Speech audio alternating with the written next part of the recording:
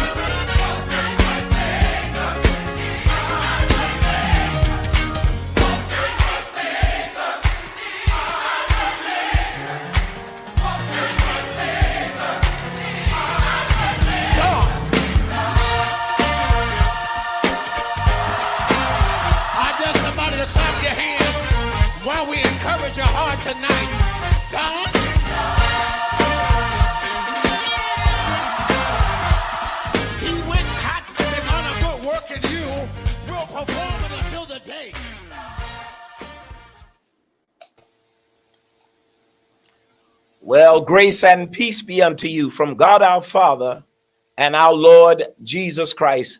I want to welcome each and every one of you to Dialogue with Destiny. Destiny is God's purpose for our life. It is not decided, it is discovered. And one of the ways we discover God's purpose for our life is having these type of dialogues. and talk about the things pertaining to the kingdom and our kingdom assignments. And tonight we have a special discussion with some special ladies. And I'm telling you, you're going to be blessed. We are at the end of Women Appreciation Month. And I thought tonight it would be wonderful to close it out with a bang. And we've got some wonderful panelists tonight that are going to discuss some of these matters that are going to bless both the women and the men. And right before we do that, I just want to give some announcements, and then I'll introduce our guests, and we will move on tonight. Please remember, New Life, that Friday at 10 a.m. is Pastor Elena's mother's celebration of life service at the cathedral at New Life. If you can come, if you can support her, if you can encourage her and the family, please let's come on out and let's be a blessing. In times like these, you need people to stand with you and let you know we love you and we know what you're going through and we're praying for you. So that's 10 a.m. at the cathedral on Friday. And then I want to make this announcement. Saturday, I'm being honored in what is called 22 storytellers of our patriarchs and matriarchs. 22 storytellers of our patriarchs and matriarchs, and I'm one of the 22. And it starts actually the red carpet. I'm gonna be on the red carpet, y'all. I'm gonna be on the red carpet at 12 o'clock at Central Avenue, Pilgrim Church at Central Avenue. Never been on the red carpet in my life, but I'm gonna be on it Saturday at 12. And then the actual celebration and appreciation starts at 2. And we have purchased about 6 tickets for the event.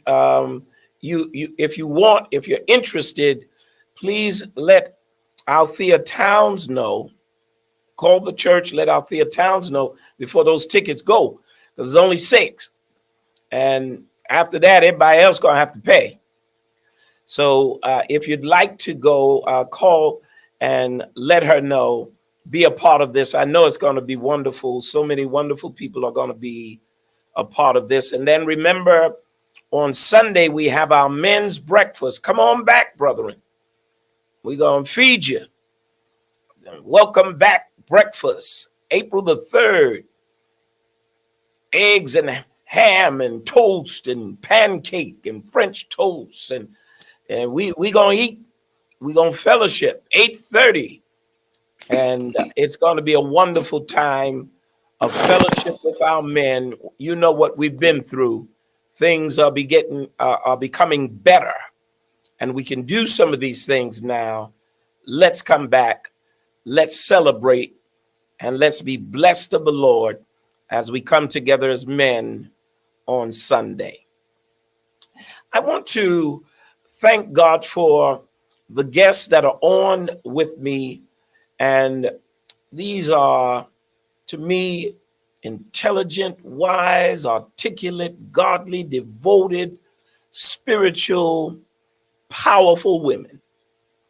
And I'm glad that they're with me tonight as we discuss what we're going to talk about now in the empowerment, hopefully for the empowerment of women. And I want to thank God for my daughter, my biological daughter, Pastor Melaine Rochford.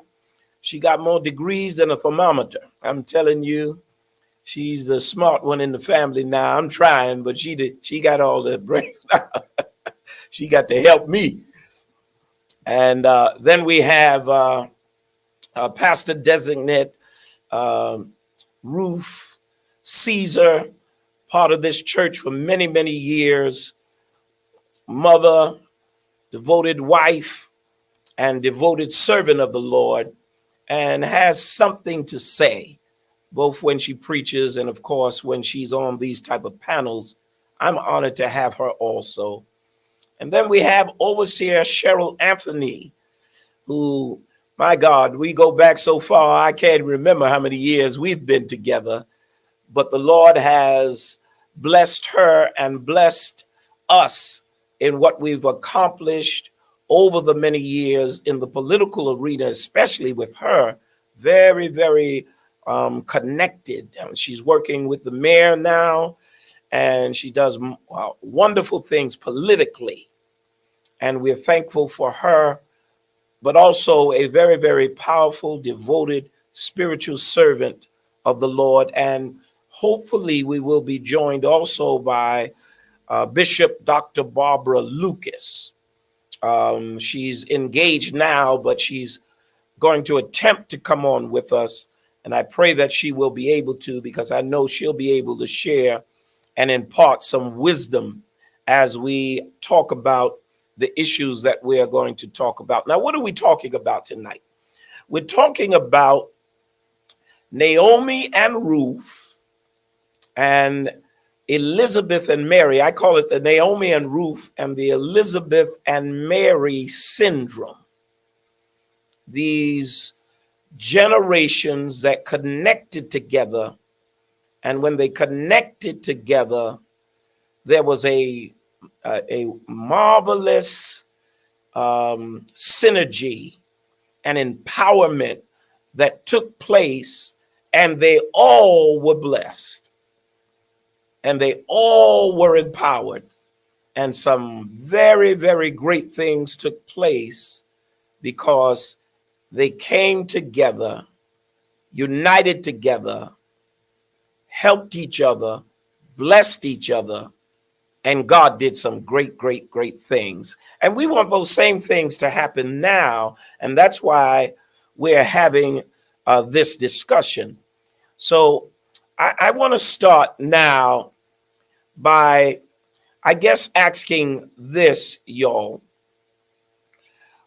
What are some of the positive characteristics that we see in Mary, in Elizabeth, in Naomi and Ruth, that women can imitate today and be blessed by God and accomplish things for God just like they did then? And I'll start with you, Pastor Mullane. Would you share some of the things you think you see in these ladies, whichever ones you want to choose, or all of them, that would be a blessing to those that hear in terms of mirroring those things themselves? Yes, Archbishop, as it pertains to Naomi and Ruth. Yes. Okay. Well, one thing that I would say I had the privilege to thank you for allowing me to be on first, Archbishop, and greetings to Bishop Lucas and Overseer Anthony and Elder Designate Ruth and all those who are watching. I had the privilege to be able to travel to Israel last summer. And while I was there in Jerusalem, I bought some books because I'm very intrigued by learning more about the Jewish faith and also the Old Testament or the First Testament. And I bought a book about Naomi and Ruth because that was one of the favorite books of my mom, the late Pastor Lois Rochford. And when we would have opportunities to minister together, oftentimes she would pick that text. So it has a lot of significance to me. But one of the things that the bookstore owner told me, that even though the book is named for Ruth, the story is really about Naomi. It's his perspective, of course. You know, anybody can have their own perspective. Right. It really helped me to look at the book a little differently, because remember, Ruth was the pagan. Naomi is the woman who is a descendant of the children of Israel. And so Naomi leaves, her town, goes to Moab. Tragedy strikes the family. She loses her husband. Her sons marry a Moabite woman. They both die. She's left a widow without any sons, which is one of the worst things you could be in antiquity. Oh, yeah. You see, terrible. And God cares for the orphan and the widow.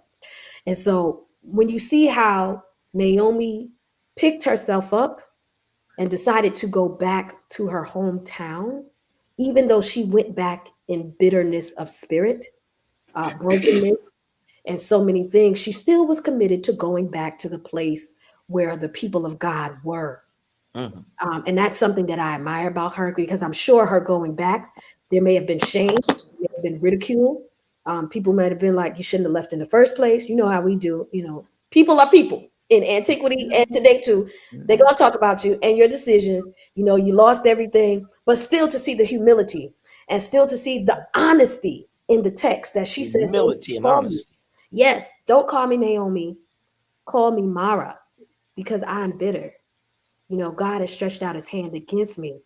But the thing that I love is that God always, always has someone or something there to help you through. And Ruth is that person with such loyalty and such commitment. You had Orpah, who was the other daughter in law, who took Naomi's advice and went back to her people and said, you know what, I probably shouldn't go with her because I don't know what my life is going to be like.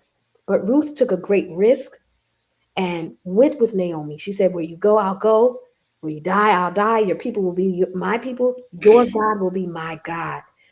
I'm often asking myself, do we see that level of commitment and dedication, not only to God, but to each other? Those who are meaningful in your life, and those who have been a mother or a father to you, or a spiritual mother, a spiritual father.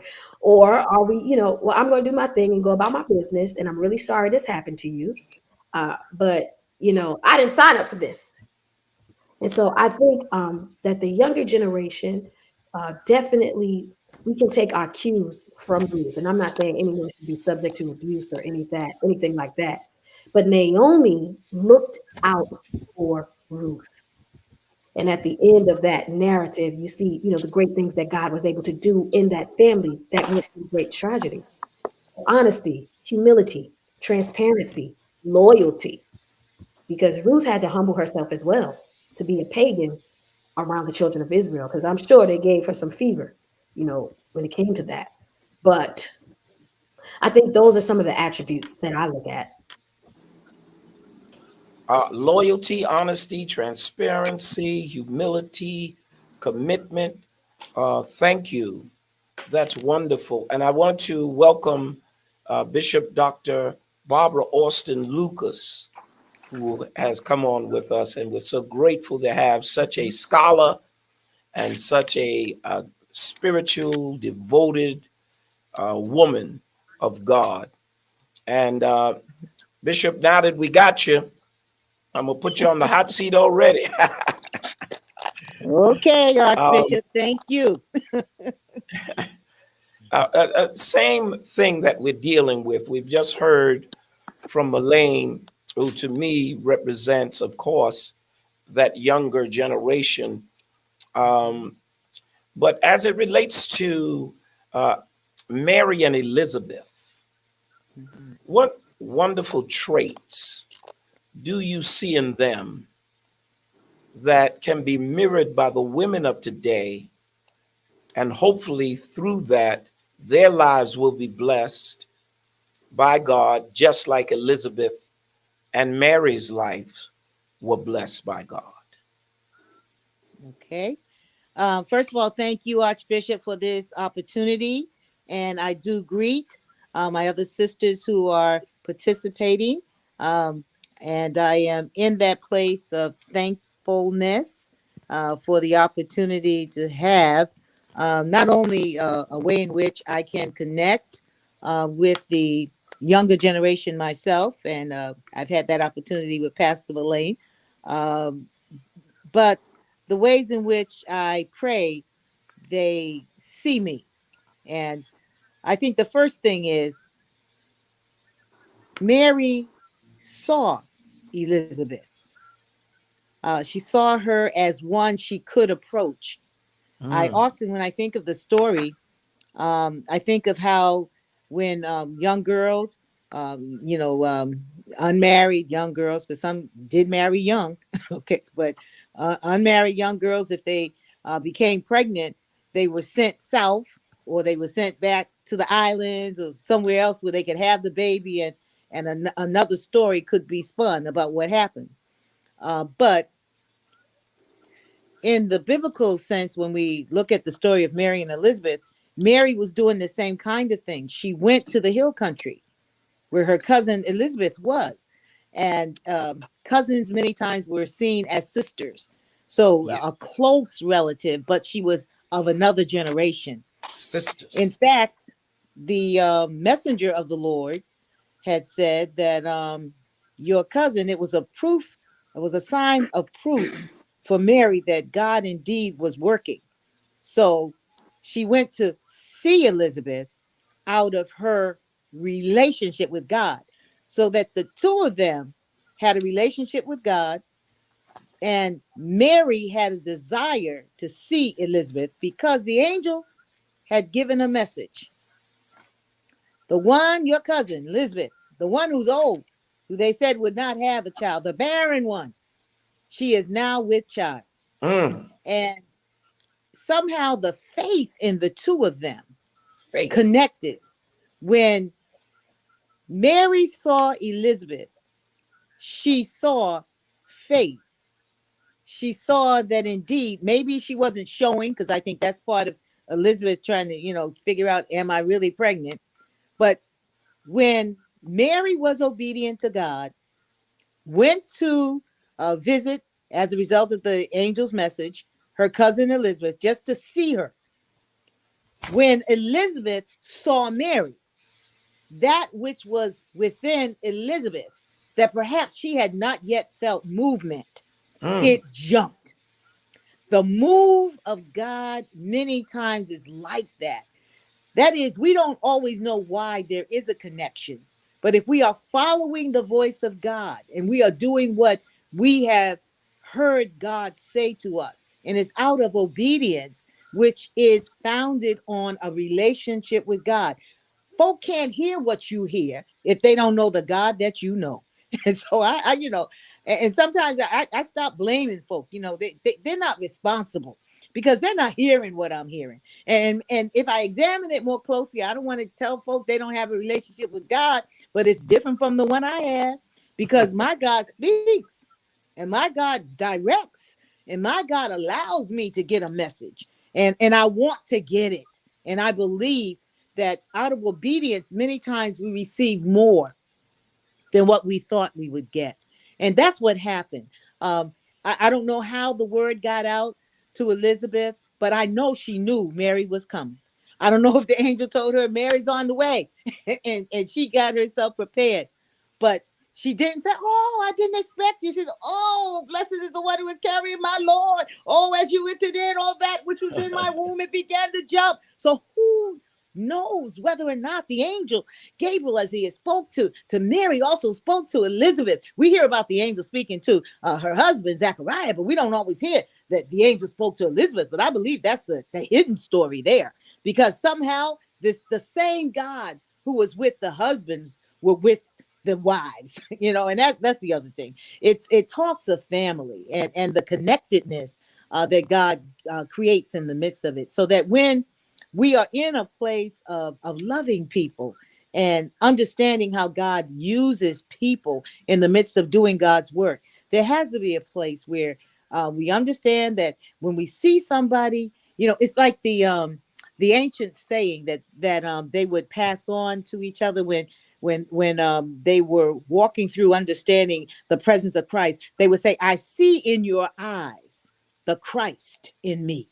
It's like you can look at somebody and you can perceive that they too love the Lord as you love the Lord. They too are following the Lord as you follow the Lord. So seeing each other, having a relationship with God, being faithful and obedient to the word that God gives you, and really believing. I think that's the major piece, because you can be in that place where you have what is called established faith, this pulling together of beliefs that allow us to understand the tenets, that which hold us to a particular religious experience. But when you have experienced this for yourself, that nobody can talk you out of it. So it's moving from just tenets of faith. It's not just the things we've been taught. What do you know about this God? What do you know? And that's why more than anything else, when we receive folk, into the fellowship of God, wherever we are in the Lord's church, whatever expression it is, in the Lord's church, everybody is saying you need an experience. Even those that we believe are the most frozen and stiff, They have some way that they have to come through confirmation. They have to be in that place where they learn something and they feel something. It says even Luther had to say, I felt a little burning. Even Wesley had to say, there was like a new fire within me.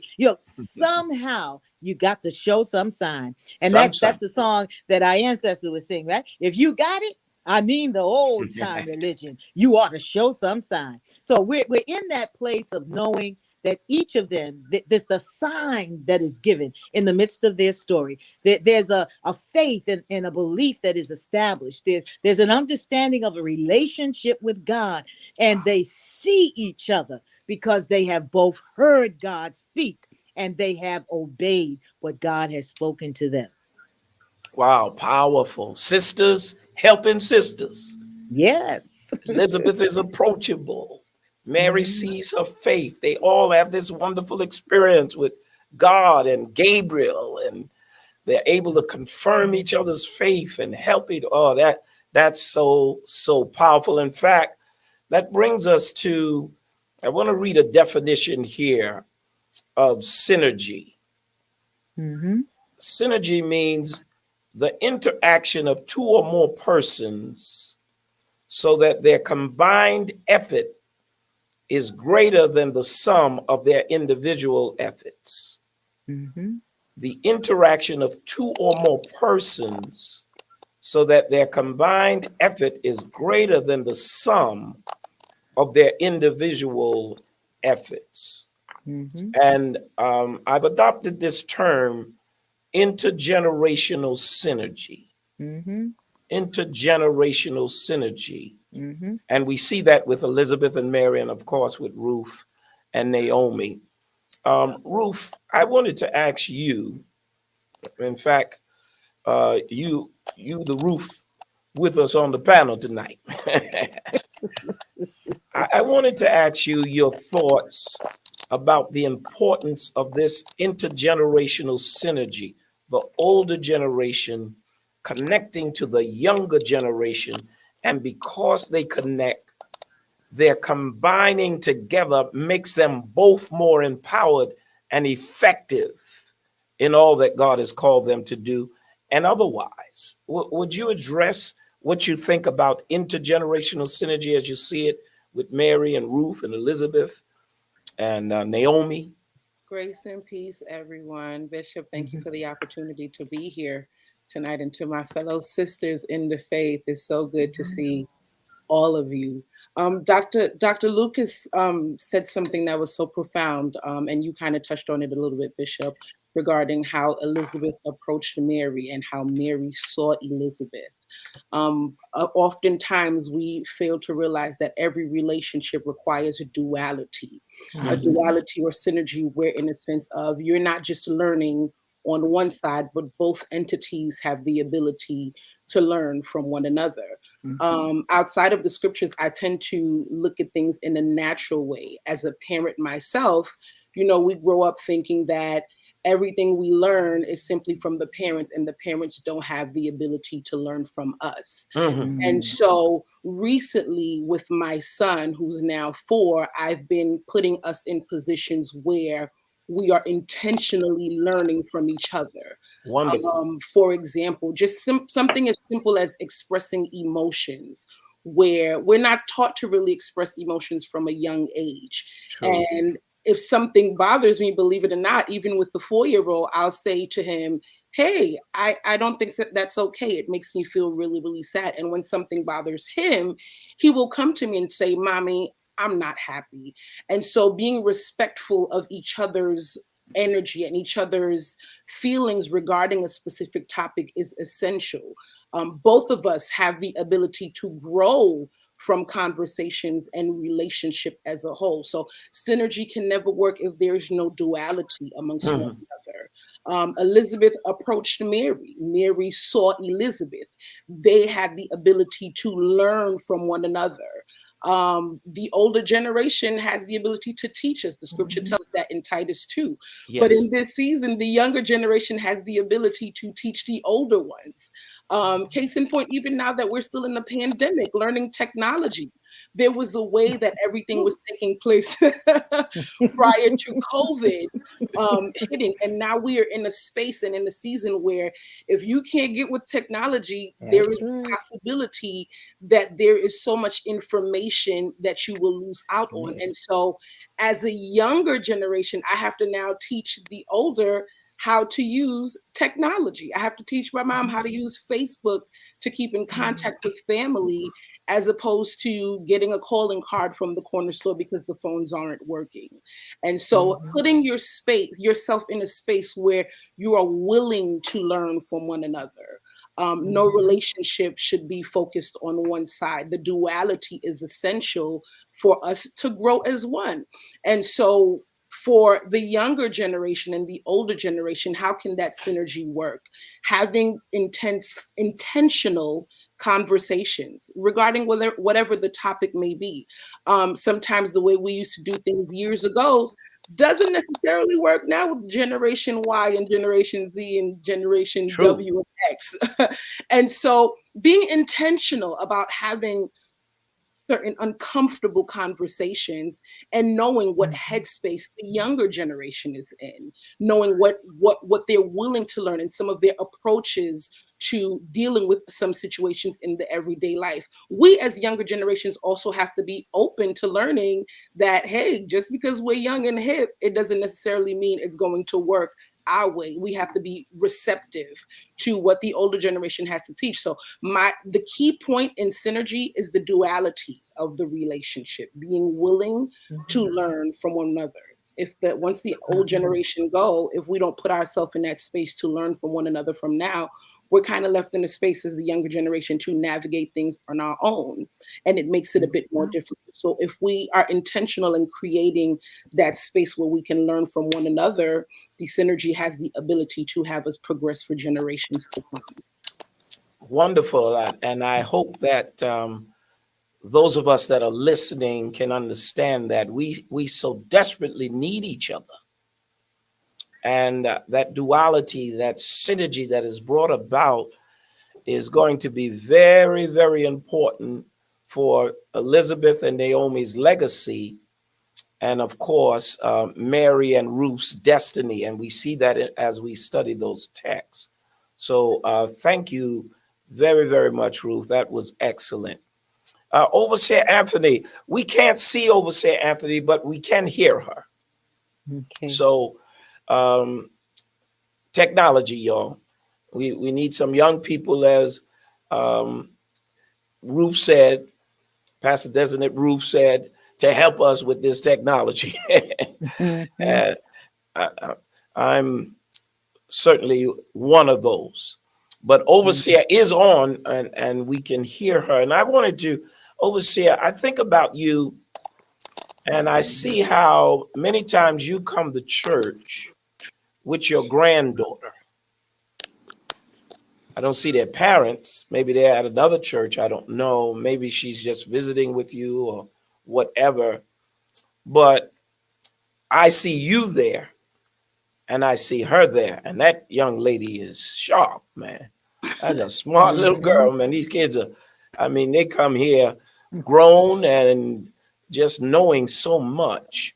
But what I wanted to talk about and ask you about, Overseer Anthony, how important do you feel the nurturing character of the grandmother and the older generation is towards those grandchildren and the other generations that are beneath? Um, what particular things do you think are significant in terms of what you're doing and in terms of what others, your age group and generation, can do to nurture, help, and bless those younger generations that are coming up? Well, thank you, Archbishop, for the opportunity to be on the line tonight and to share. I'm sorry, can you hear me? Yes. Oh, okay. And I apologize that I am not visible on tonight. I am on an iPad, I am on my desktop, I am on my phone. and nothing seems to be working in my favor. So I want to say to Minister Ruth on tonight, I need you now. Being able to navigate this system technologically is sometimes very difficult, but I thank God for the opportunity to be included in this conversation on tonight. When I think about the role of a grandmother, I can't help but to think about my own grandmother, who was a powerful woman of God. She was part of the Church of God in Christ. She joined the Church of God in Christ in her mid-20s. And so she lived a life that you could look at her life and know that there was something different, something that she imparted just by her presence. And so I think that is one of the things that I observed and wanted to emulate. I say to parents, men and women on tonight, there are situations and circumstances that don't allow you or have not allowed you to be the best parent that you wanted to be.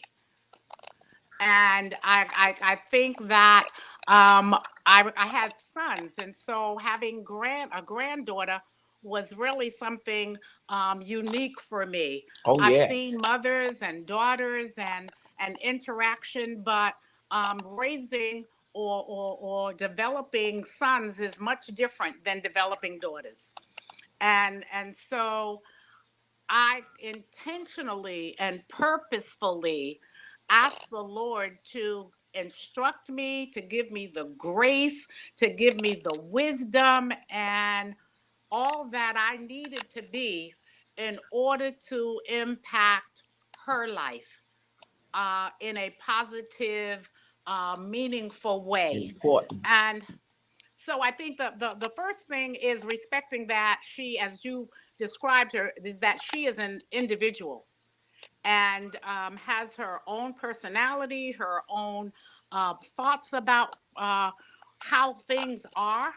As a 7-year-old, there are times when I will speak with her and ask her something, and she'll give me an answer that I'm baffled by how she came up with that answer.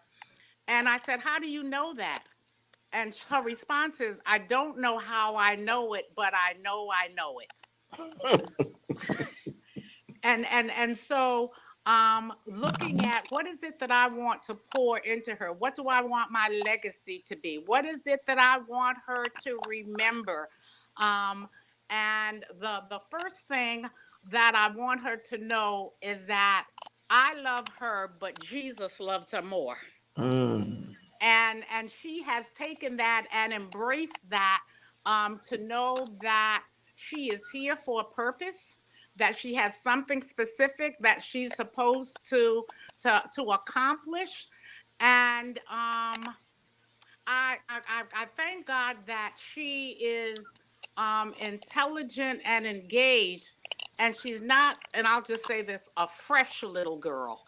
There are some times when we don't discipline, we don't correct, thinking that they might grow out of it. But you have, as we would say, Bishop, we have to check them. Yes. And let them know we love you, but there are rules, there are regulations, there are boundaries, there are things that we do that we don't do. There are things that we say and we don't say. And also preparing her for a world that I've never lived in. Okay, but preparing her for a world that is ever changing. So important. Yeah. Yeah. Well, thank you for that. And, often, as you're saying, the grandparent has to reach beyond a generation to that next generation. to mentor and to empower and to correct and to direct and do all of those things that you're doing. And I think that can be very, very empowering for those children. Not that the parents are not important, they are very important, but sometimes they may not be in the specific place to do some of the things that the grandparents can do, or reflect some of the things that the grandparents can. And when that happens, the light of the grandparent becomes so important for that grandchild to see another light, another direction that their life can take. And if they don't have that, what may happen to that child? So that becomes very, very important. Thank you for that. Grandparents, y'all are so important to all of this that we're talking about tonight. Your nurturing influence will change the direction of generations. And we see it in the two couples that we're talking about even tonight. Now, we talked about generational, intergenerational synergy, but I want to shift now because there is a dissonance sometimes that we see, a detaching between the generations.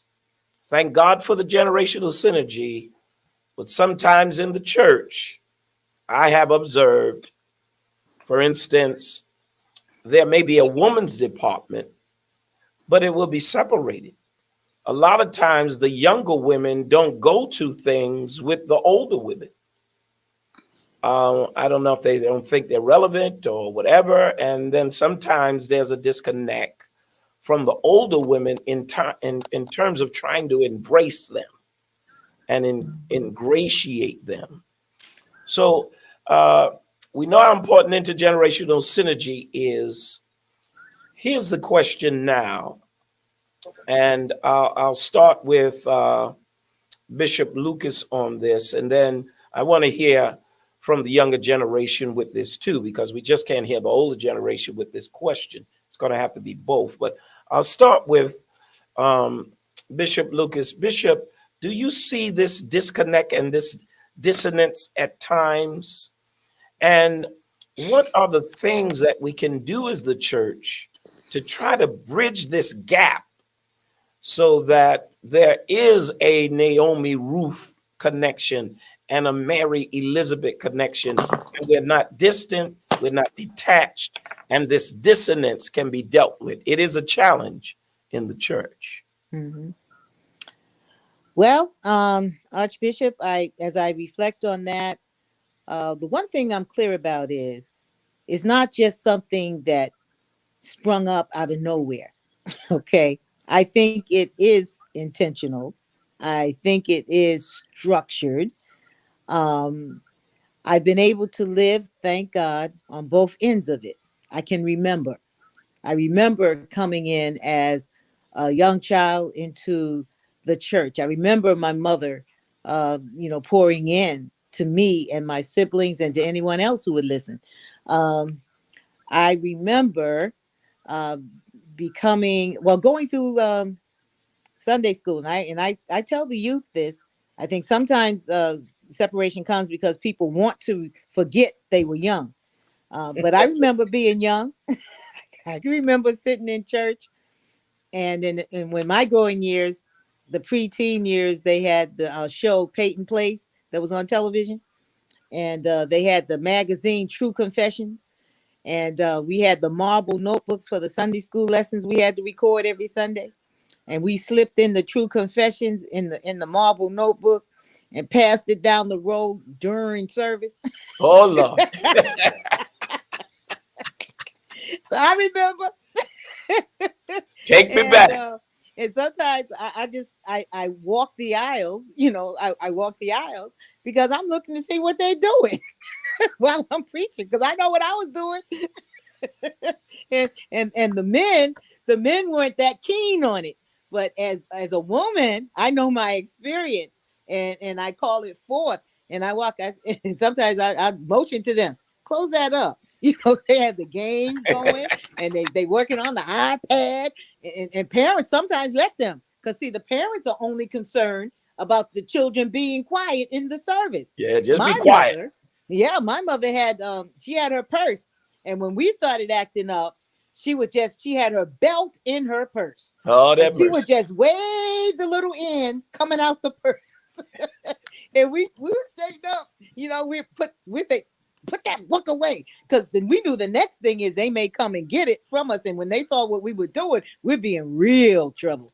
So there was in us a fear that was out of respect for our elders, and we understood certain things we could do and certain things we couldn't do, but yet we tried to get away with it. We fussed with our Sunday school teacher when we were 14, 15, because they wouldn't let us wear makeup. Oh my God. Oh, we would turn everything upside down in the Sunday school lesson. And we say, well, they said they were beautiful, and you know they had to have something to enhance. They nothing was wrong with lipstick. We just went through this. We were just kids, because that's what children do. They question things.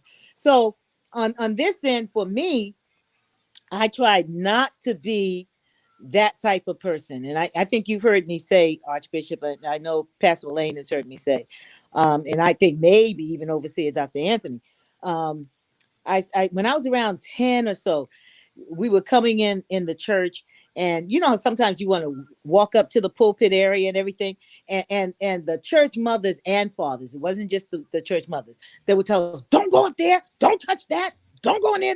You know, it was like, it was and I understood the sense of holiness, but I also felt they were preventing me from approaching where God was. And what I tried to do is say to them, now, when you come in this area, this is a special area, and we hold it to be the place where God allows us to hear. We stand to preach from this, so we don't run on this part. You know, we don't, you know, we're not in a place where we want to prevent you from coming, but maybe God has a call on you. See, I found out the best way to make them not go up there is to say, maybe God's got a call on you. Maybe God wants you. Then they say, oh, that's not for me. You only go up there if you're going to be a preacher. I ain't going to be no preacher. So, I mean, whatever it is, it's instilling in them a sense of holiness in the midst of what can become so mundane and just common. Okay. And that's what they tried to do, but they didn't allow it to be inviting. So when I was around 10 and the folk would just, you know, you're active, you're moving into your, you know, you're in your double digits. That was a major thing in my day. Double digits. You turn 10. Oh, something was happening. And so I can remember saying to myself, and I prayed this prayer. I said, God, help me become old so I can show young people, old people don't have to be mean. That's all I remember saying. I prayed that prayer because that's how I felt about older people. They were mean. And they didn't take time. They didn't really, you know, they didn't really love you. They were always trying to keep you away from stuff. And I lived long enough to understand, even as I went into my 20s, my 30s, and I started hearing older people say, well, they don't want us around. They throwing us away. I said, what kind of nonsense is that? You know, people are throwing you away. Who's throwing you away? Has God thrown you away? And then I started hearing people say to me, particularly in my 20s, you need to wait your time. You know, just wait your own season. And I come to understand that translation as being, hey, you got something going on, but let me do what I want to do. Don't get in my way. And I think too often, we have older persons who are really afraid that younger people will take their place. But when you know what you have to offer, no one can take your place. And God has allowed me to see that everybody, if you are alive, it's your season. So I mean, because I had to go before the Lord on that one. When they were telling me it wasn't my season and I needed to wait my season, I said, Lord, what are they talking about? and the Lord let me understand it wasn't necessarily my issue, it was their issue. Wow. It was their issue. Adults have issues, and they have issues with people who are younger. And they believe that the younger people want to take their place. I don't, I prayed so hard. I don't want that kind of feeling. I don't. And when I can come alongside a younger person and try to assist them if they receive it, sometimes they don't receive it. If they don't receive it, you know what? When somebody tells me I know, I shut up. Because if they're going to keep telling me what they know, I'm going to be How quiet. can you teach them? And let them work out what they know. That's right. They're not ready. They're not ready to hear what I have to say. They don't value what I have to say. And I lived long enough to understand the value of my voice. I want them to find their voice. I want them to exercise their voice, but they will not tell me the value of my own voice. I know it. I've lived it. I understand it. And I'm ready to listen to others. So there's, I know the youngest child can teach me something, and that comes through my teaching of younger children. So when I always tried to be grounded in working with children. So I've taught daycare all the way up to adults in college and graduate school. But the two groups that I found that I love to work with the most are the very young and then the adults. Why? Because they have a desire to learn. The youth, they want to learn everything. They want to learn. The adults, they're going back so they can learn a body of knowledge, and they want to gain it so they can better package themselves and do what they've been called to do. So I can remember a first grader when I was teaching the young children religious studies. And I had been absent for a couple of weeks because of my travel. And I came in and they said, "Where were you?" Blah, blah, and I, in my head, I'm saying, well, do I have to be accountable to these children? And then I heard the Spirit say yes, because the one thing they understand is accountability and being where you're supposed to be, because that's what we're trying to teach them. So they're holding me accountable. They said, "Where have you been?" So I said, well, I had to do this. I started giving them my itinerary, what I had gone through, where I had been. And then I ended it with, a rhetorical, because it wasn't meant to have an answer. You know how we will say, "So what are you to do? What are you to do?" Like that. So this little first grader said, I think it was Brian. He said to me, "You put first things first." Okay. So what I realized is, in his mind, they were first. They were first. Yeah. They were first. I should have dealt with them first, and then I could do everything else. But it's how we're teaching them. We're teaching them to prioritize. We're teaching them how to put first things first. That's what we're teaching them. So they will question us. And they will, I just engage in conversation. When they start questioning me, I say, "Okay, well, why are you saying that?" And then I keep asking questions until they can't ask a question. That means they get flustered with you after a while. And they just said, "Oh boy." And then they walk another way. But I play the game with them. I try to move in such a way that I can exchange ideas. I can learn from them. Wow. And in fact, I remember another little boy, Desmond. I think he was the second grader.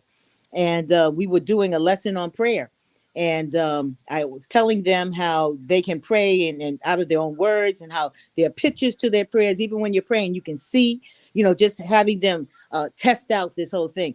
And so as they were praying and they were drawing a picture of what they were praying about, Desmond was drawing his picture, and he didn't look up at me.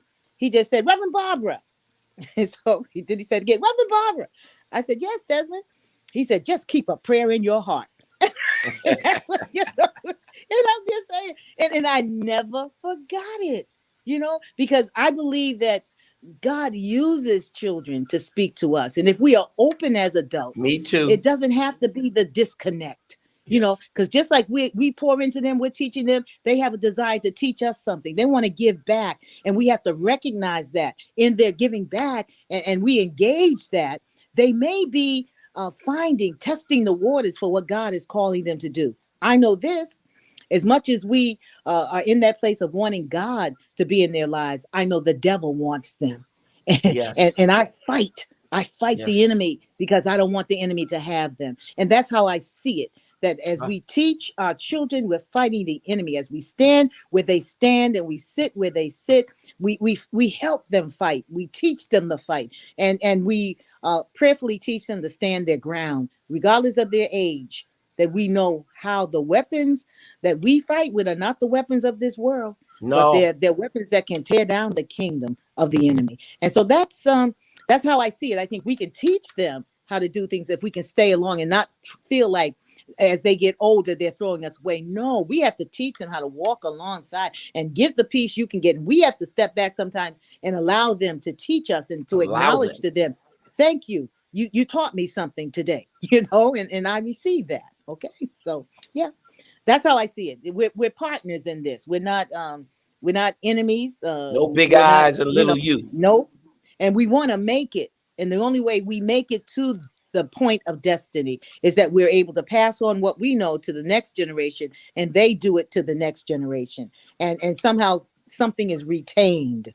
And I believe that's our job now, because so much has not been taught, and they won't retain it because it hasn't been taught. And I just find ways in which I can pour into them, even if I don't know them. Yeah, I'm in the library. I'll pull them to the side. I'll talk to them, and just tell them this is what we expect. This is what you can do. You have gift here. They may not come to our churches, but wherever we find them, we better say something, because they won't know unless we tell them. Yes. Well, thank you, Bishop. That type of respect and sensitivity, I think, will do a lot in terms of allowing the older generation to win the right to engage that younger. And I think that's very, very important. This question, I think, is important enough to hear from all of our panelists, because we've got to answer this so that the church can be stronger. Because if we don't, we weaken the church by allowing this detachment to continue. It's not going to be perfect, but we can make it better. Yes. And that's why we need to ask. Ruth, let me hear from you now in terms of what you see with this detachment of generations and this dissonance that may be going on in our churches that can, the gap can be bridged, but what do you think about it, and what things do you think could happen to help bridge that gap? Bishop, I actually looked up the definition of dissonance. And when you look into research, where it first came about was regarding cognitive development. Yeah, cognitive dissonance. When you look into cognitive dissonance, it's simply when there's tension caused by holding two mutually inconsistent behaviors, their ideas of a specific topic. It doesn't mean that we don't believe in what the topic is. It's just that our understanding is very, very different. Case in point, if we believe in prayer, we both do believe in prayer, the older generation and the younger generation. Our approach to it may be different. That's right. If we believe in education, our approach to it may be different. Some people believe in a 4-year degree. Some people believe in a trade school. It's still you believing in education, but there are completely different perspectives regarding the topic of education. And one of the things that I've noticed between the older generation and the younger generation is that we may have our thought process about a specific topic. We may stand firm in our beliefs, but the disconnect is that we're not willing to compromise. If we are still sticking to the message, to the biblical message, and sharing the gospel to reach the generations to come, as long as we are compromising and coming to a point together where our approach may be different, but the message stays the same. And so we get so caught up in wanting to do it our specific way and what we feel is convenient for us that we've now completely lost the message, and now the disconnect takes place. The older generation can't receive from the younger generation. The younger generation doesn't like the chandeliers and the robes. The older generation doesn't like the LED lights and the Zoom and being able to move from mic to mic. But we fail to realize, is Jesus being preached? Are we sharing the Mhm. gospel? Are we still sharing about the baptism of the Holy Ghost? Are we still sharing about the importance of praying and fasting? Are we still sharing the importance about what mentorship is and what motherly love is and the importance of relationship and covenant? Are we still sticking to the scriptures but using different approaches? Mhm. And because we're not willing to meet each other at that middle ground, we've completely lost the assignment. We failed the Mhm. assignment as a whole. And so it's important, the older generation and the younger generation, for us to come together. One, of course, have intentional conversations, but be okay with the fact that if my approach doesn't necessarily work for you, but we are still focused on the same task, then we've completed the assignment effectively. And Mhm. so if me coming in and having the LED lights, again, with the pandemic, our churches now, there has to be an entire production. And that's not a bad way. That's not a bad thing. There Yeah. needs to be an entire production. The way you sound in the building is very different from how you sound when you're virtually. There's so many different factors to consider. There are churches even now that still don't know how to connect to Zoom and don't know how to connect to Facebook and don't have a Facebook page and refuse to budge because they don't believe that the newness is essential to our times now. And so what happens? You've missed your assignment. You've missed your ability to share the gospel to the voices and the souls that are assigned to you. And so we need to come to a mutual ground. Be okay with it not looking to what we're accustomed to it looking like. We have to be okay with being receptive to some ways that were old may still work, and some ways may very well not work. Bishop Lucas said, I know my voice.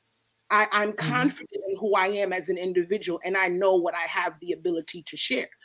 But the reality is sometimes your voice may not be the most efficient way to reach that next person. Are you willing to now adjust so that that person's need can be met? I also like to look at it from an educator's perspective. I teach special education. I am a behavioral therapist. And even for children who are not special education children, there is still a way that they need to be taught so that their needs are met. And so I am teaching the alphabet in 26 different ways. And I still have one student who cannot grasp the content the way they need to. It's my responsibility now Find it. 27th Right. way in order to Mhm. ensure that they're able to grasp the content and get the material. Mhm. And so we have to be okay with the fact that Bishop Lucas's voice may not be the appropriate voice and her approach may not necessarily be okay. The And it's not a approach. bad thing. It's not that her voice isn't essential. It's just not working Mhm. for this space that we're in now. And we can't be Mhm. so quick to be offended when our voice doesn't work the same that we're accustomed to. If Mhm. it's not just your space, it's okay. There is room Mhm. for the younger generation to now step in and say, well, Bishop Lucas, have you ever considered this? Have you ever Mhm. considered that? The message is still the Mhm. same. The approach is Mhm. just different, but as long as we don't miss the message, we have the ability to snatch so many more souls for the kingdom of God. Two is better than one. We Mhm. need the other generation. We need the older Mhm. generation. The The older generation needs the younger generation. synergy. It's the Mhm. synergy. It's essential. Like Hezekiah Walker did wrote the song years ago. You're important to me, and I need you to To survive. survive. There is no way we can navigate this world without leaning upon each other in order to learn. So it's so essential that we come to a mutual ground. We have to be willing to Mutual ground. compromise. That's a mutual ground. Yeah, Bishop, a mutual ground, a compromise. Be okay with it not looking the way you're accustomed to. Be okay with having uncomfortable conversations. Be okay with being willing to pivot according to the needs of the body or the people that you're currently serving. And so once we've mastered that, whether it's with LED lights or whether it's with the robes, whether it's with the head wraps on our head or whether it's with the long skirt, whether it's with jeans or whether it's with Jordans, as long as our message remains, then we've fulfilled the assignment. Mhm. Mhm. Excellent. The mutual Mhm. ground, the compromise, the meeting of the minds, the changing of methodologies, though the message will never change, and both of us being open for whatever and not being so stuck in our ways that we cannot bend a little and be more Mhm. flexible. That was Mhm. excellent, Ruth. Thank you. Mhm. This question, I think, is important enough for us to end on tonight, Mhm. because we've got to answer. Pentecost says all flesh would receive the Spirit, sons and daughters would prophesy, but then old men Mhm. would dream dreams and young men Mhm. vision. There would be a See visions. cultural, generational connection that would come together. We've got to have it, or the church is at risk of losing generations. Mhm. And what y'all are talking about is so important to that. And you've given such excellent instruction. I want to go to Overseer Anthony now with that same question about the disconnect and the dissonance that we see, and what can we do about it from your perspective? What are some of the things that can help us come together as generations and be stronger so that the church will not have this detachment that we often see in our churches? Overseer Anthony, unmute.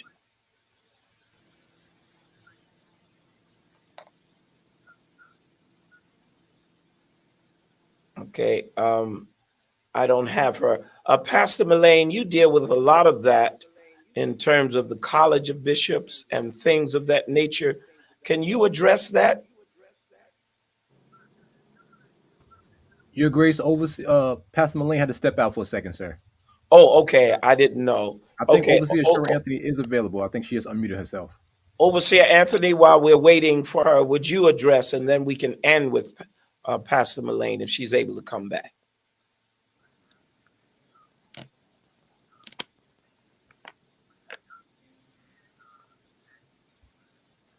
JT, is she there? Seems like we lost her as well, sir. Her audio. I think we just have Bishop Barbara, yourself, and Minister Ruth, unfortunately. Okay, well, we lost Naomi and Ruth, or Elizabeth and Mary. I don't know which one. No, we got Ruth here, so we got Naomi and Ruth. We lost Mary and Elizabeth. Well, since let's end on this note. Archbishop, do you mind me responding back to Pastor Ruth?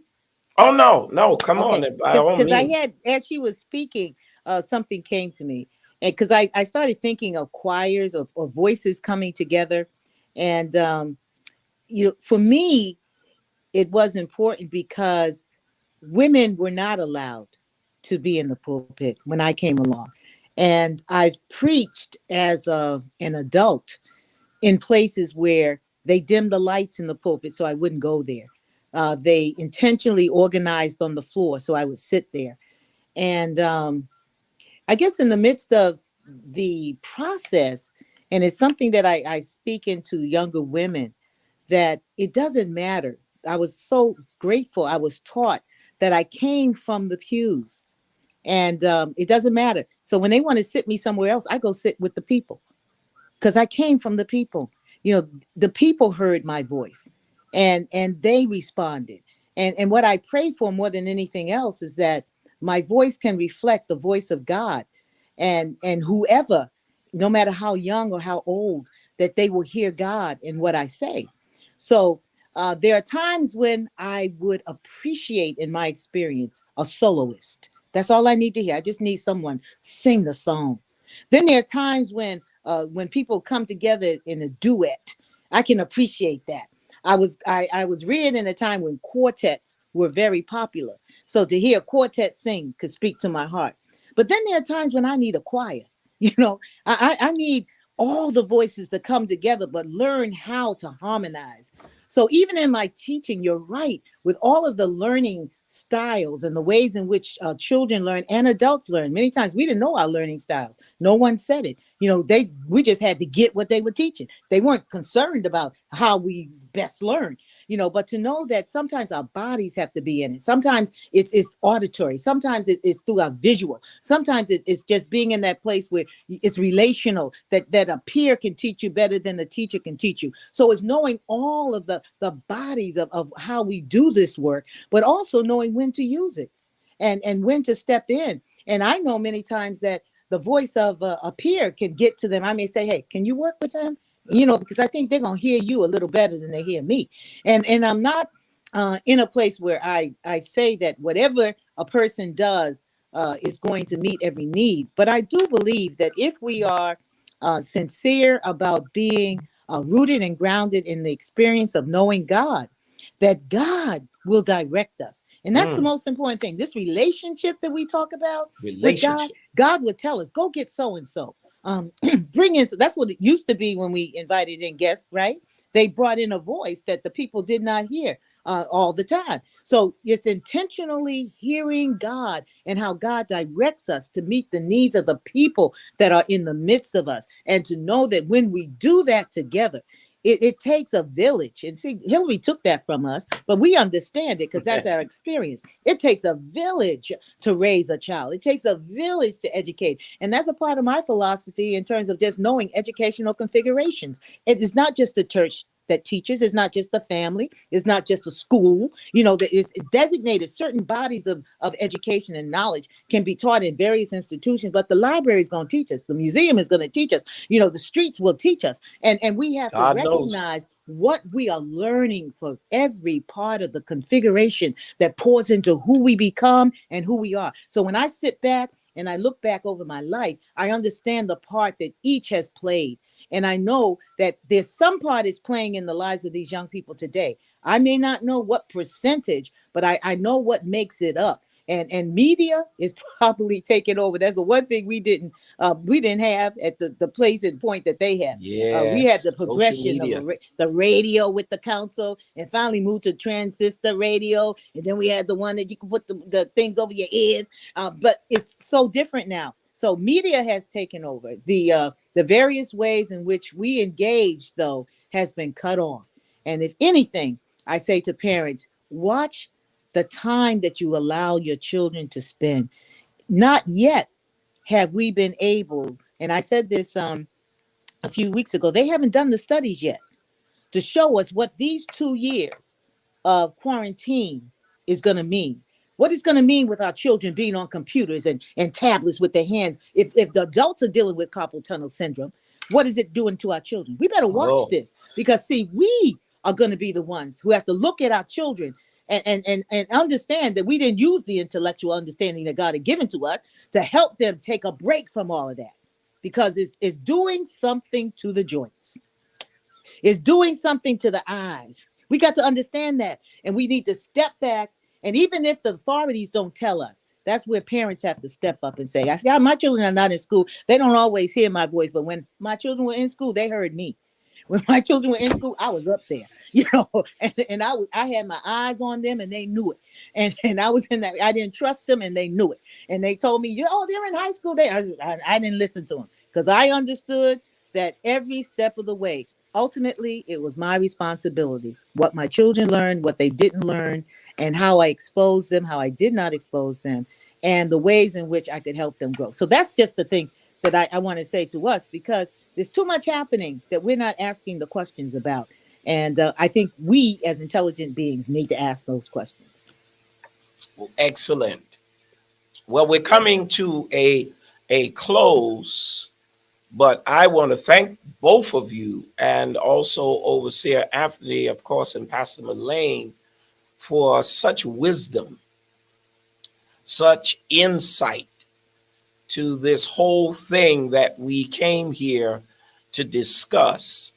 I looked at the book of Ruth, and I saw how once Ruth married Boaz and had the child, it was actually Naomi that nursed the child.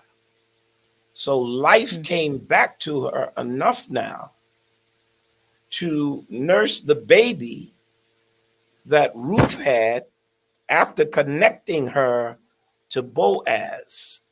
And so the younger generation brought life To the older. to the older generation, and the older generation connected Ruth with Boaz. What a wonderful symbiotic relationship that went on there. And then, as y'all said before, Elizabeth's baby leaped at the salutation of Mary. And then Elizabeth confirmed Mary's purpose and call. And now Mary would come home and Joseph was wanting to take her to divorce court. Had she not had that interaction with Elizabeth, would she have been strong enough to deal with that issue? As Elizabeth confirmed that you are carrying the Lord. And then, so that interchange, which y'all have all talked about, is so empowering and so important. And I'd like to end with this. Well, first, let me ask those of you that are listening, would you be a blessing to those who have spoken today? We may not be able to give them $1,000, but we can give them something. Maybe get them some lunch money, or let's be a blessing unto them. JT, could you put up the ways that you could give? I'm going to give $200 because we got 4 panelists. So that's at least $50 a piece that each one will have. That's not a lot, but it is something, and they have blessed me. And I want you to bless them. So all of the ways to give: Cash App, $ New Life NY, Givelify, or newlifeny.org online. But give something to bless these that have blessed us on this evening, because I think it's very, very important. Let's end with this question here, and I'll start once again with Ruth. Pastor Ruth, what would you like to see happen to greater bring us together as generations, for the women, for the men, and a greater unity in the church all around? Because it's not just the women, it's not just the men.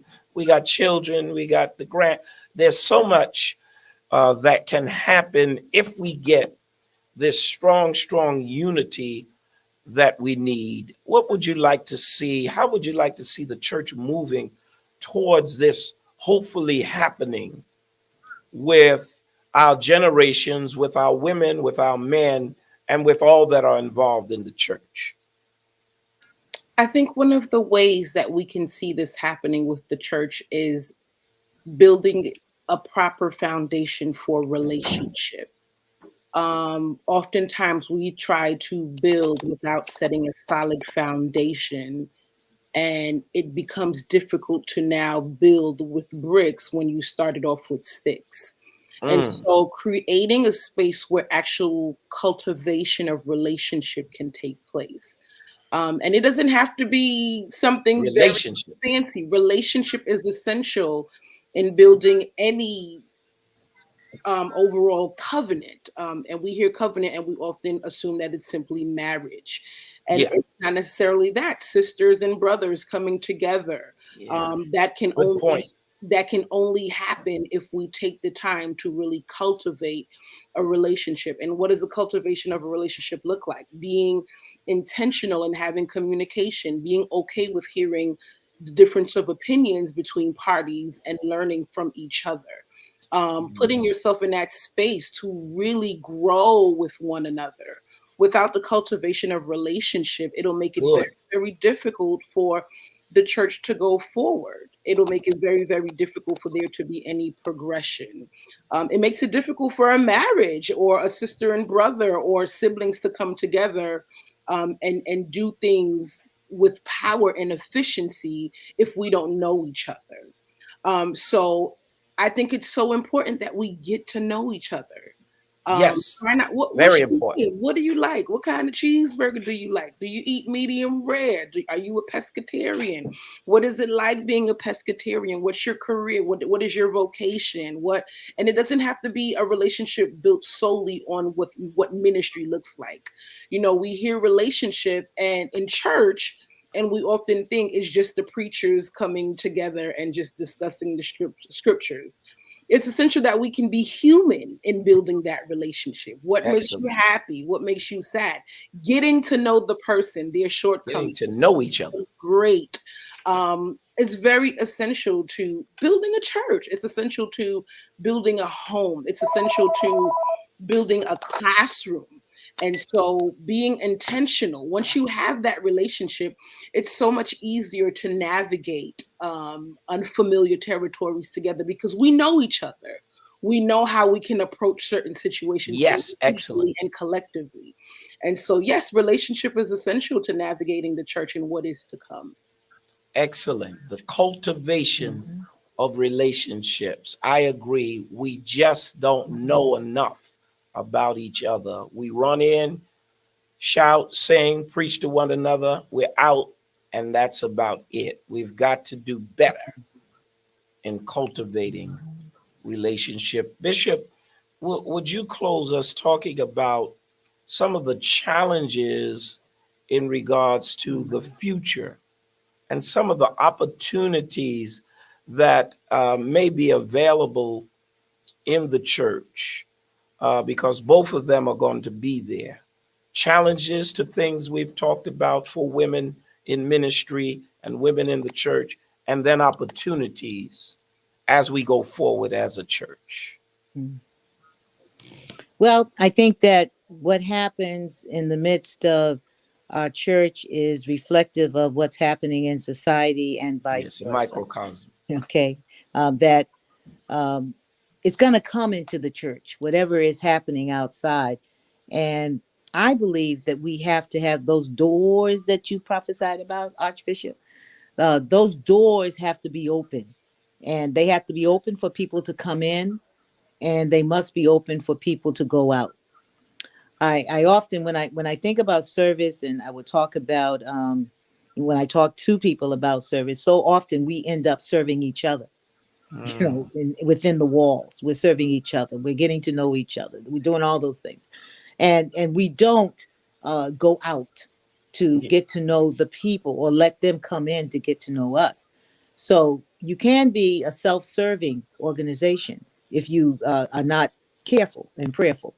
You also can be a place where you think you've got it all going on, and you want to selectively serve people outside. I'm gonna go to this group. I'm gonna go to this shelter. I'm gonna go over here to this, school, whatever. Or you can be what I call the servant church. And the servant church knows how to reach beyond its walls, and it knows how to take care of those within the walls, and it knows how to create the synergy you talked about in the midst of the community. That we church. learn. Yeah, we learn how to serve. We learn how to be who God called us to be. But it's a challenge that comes first to us. I can't teach anything that I don't take in and know myself. Yes. You know, I can't teach something I don't know. And I'll be very honest with you, I don't try. I basically will tell folk when it's something that I don't know, I tell them how I learn. Don't know. I tell them my learning style. I said, now you want me to do it? You have to demonstrate it. Then you got to watch me do it. And then you have to give me pointers of what I missed, come back and demonstrate it again, and maybe say it. You know, and when you say it again, watch me. And when you observe me and I'm not doing it right, tell me what I'm doing wrong. And then watch me do the whole thing. And then tell me exactly what I need to do to make it better. I tell people how to teach me. And I think that's the gift that we can give to our youth as well as to our elders, that they know how they learn and they know how best they can give forth their gifts within and without the church, in the community as well as in their families. We've got to be able to take seriously that this is a work that God has called us to do in this generation. We're on the right road in terms of prayerfully allowing gender equality. And I believe in it with men and women. The doors have opened for the women, but there's still brothers. They may do it perfunctory, but I don't know if they have it in their hearts. I don't know if that's how God is leading and guiding them. And our children, better than we, they know the difference. They know when you teach them and you love them, and they know when you're teaching them because you're getting paid to do it. And they will tell you so. And I'm in that place of if I'm going to do anything, I'm going to love folk doing it. Right. Okay. And then I want them to feel if it's correction, I'm going to correct you with love. because I understand that's my calling and that's my gift. And if we know our gifts, then we can operate in the gifts. So I think the best thing we could possibly do in terms of having a future, and I mean having a future, because everything's on the line right now. There are too many places that are asking, should we continue? Not we've got to, because this is what God called us to do. I don't hear that language. And I do get disturbed because we don't even have young people who are able to articulate they have been called to do something. They are gifted to do a certain thing. But we have to reintroduce the language that has already been introduced to us. We have to let them know that there's language for what you're going through. You may be afraid right now. You may be intimidated by what is happening, but God still has called you.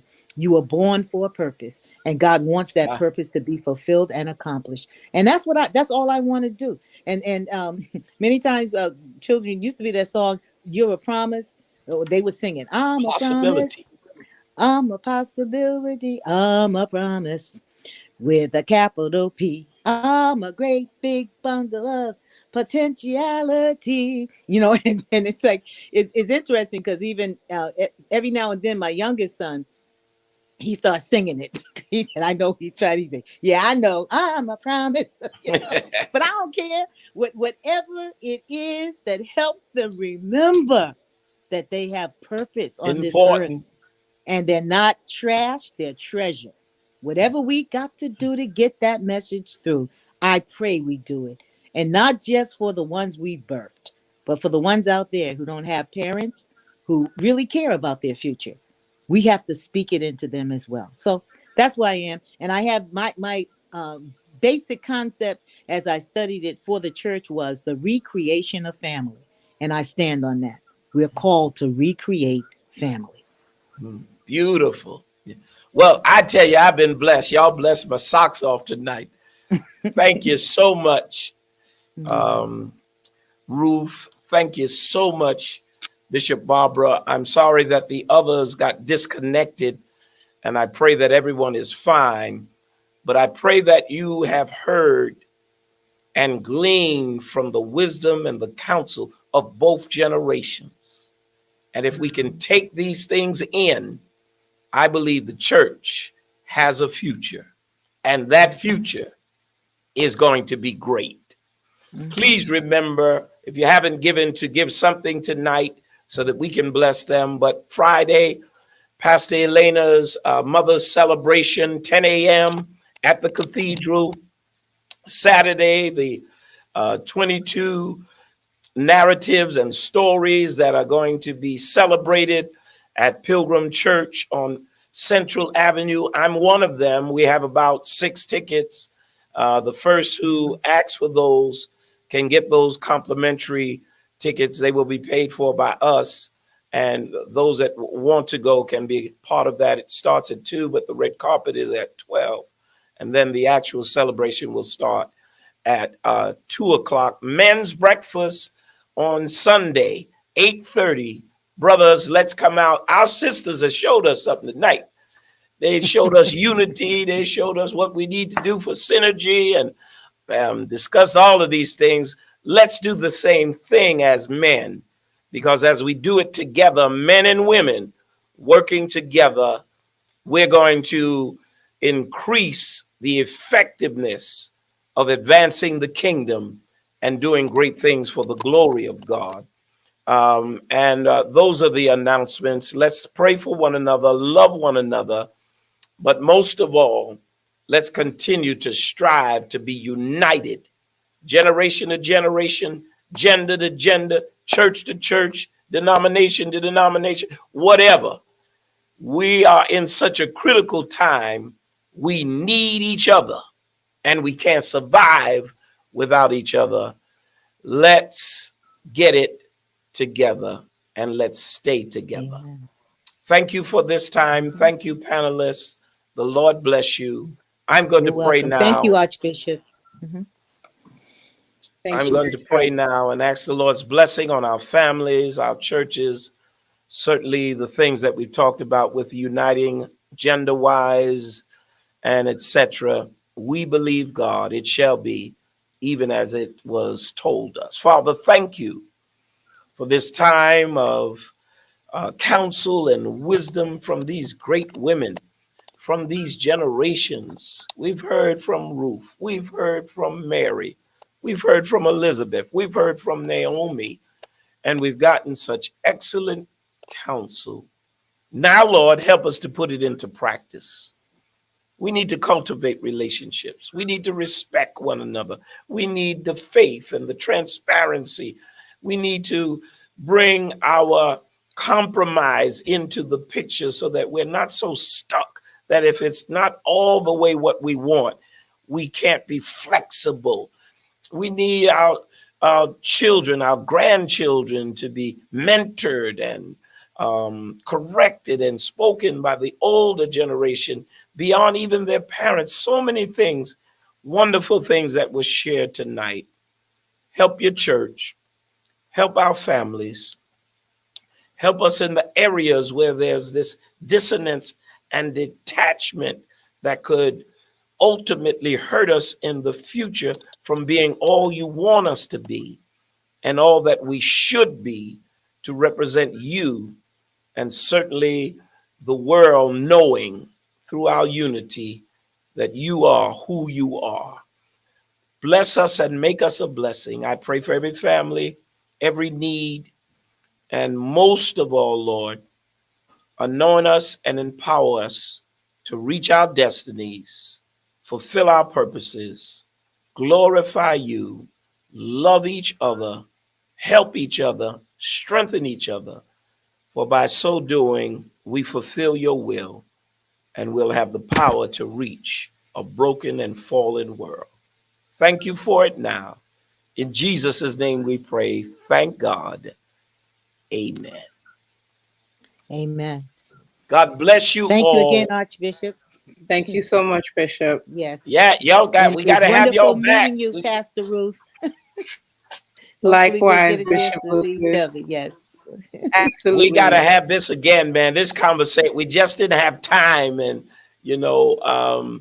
this is something that we've got to do often. And I think, as Pastor Ruth said, it will help us cultivate relationships when we can hear all sides speaking what is important to them, what is significant to them, and then everybody trying to meet on mutual ground.